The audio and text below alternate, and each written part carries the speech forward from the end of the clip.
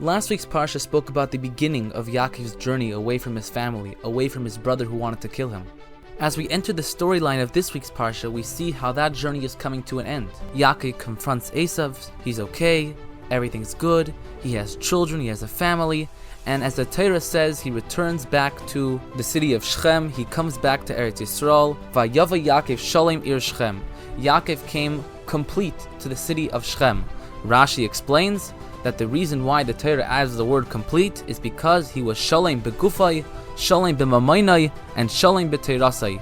He was complete in his body, that he was healed from the fight with Esav's angel. He was complete in his money, that even after he gave so many gifts to his brother Esav, he was still rich. And Shalem B'teirasai, he was complete in his Torah, he did not forget a thing he learned. These are all amazing things that Yaakov had when he returned home from such a long and hard journey. But it seems that Rashi might have missed the point. While all these things are true, Yaakov was still rich, he was healed from his injury, he has a lot of Torah. How about the fact that Yaakov was complete because he was alive? Forget about Yaakov limping, forget about him being rich, forget about him being smart.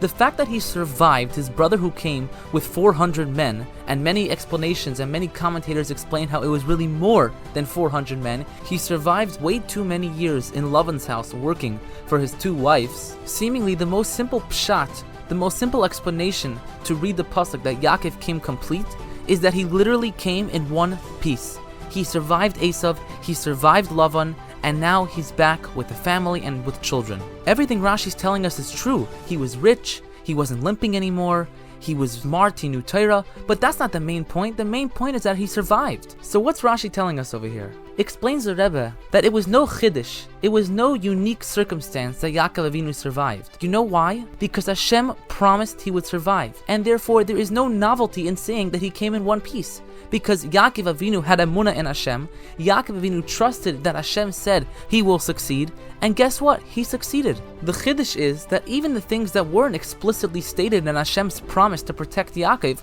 were still kept. Even though Yaakov Avinu fought with a godly malach, he still prevailed. Even though after he was already given riches, he had to give it back to Esav. He had to give a lot of it to Esav in order to stay alive. He was still rich after that. And even though he had so much work, he did not forget his Torah.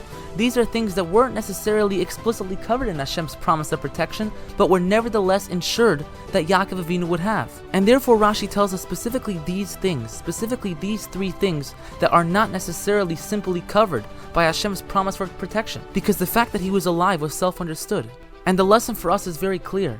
Because Yaakov's journey is compared to our gullus. We are all on a journey, we are all sent away from home. And we all have a promise of protection that everything is going to be okay. However, there are some people who could think some things aren't under that protection. A person could think that maybe since the gullus was sent by Hashem, since our exile was sent by Hashem, then our scars, our wounds throughout our exile will stay with us even when Mashiach comes. Comes Rashi to teach us, Shalem Begufay, we will come out complete with our body, the suffering will go away. We know the goal is to engage with the money of the world, engage with the physicality of the world, and elevate it. But however, in this goals, a lot of times a person could get distracted. He can get swayed and lose sight of his goal. Says Rashi again, Shalem B'mamaynai. You have to be complete in your gashmias as well. You have to be complete in your physicality, using it to be elevated. And then last but not least, Shalem B'teirasai.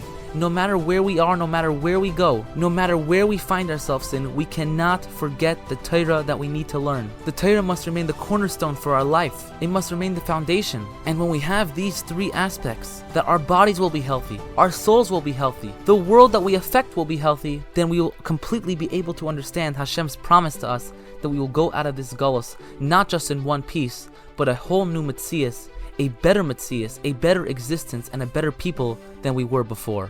Wishing you a wonderful Shabbos.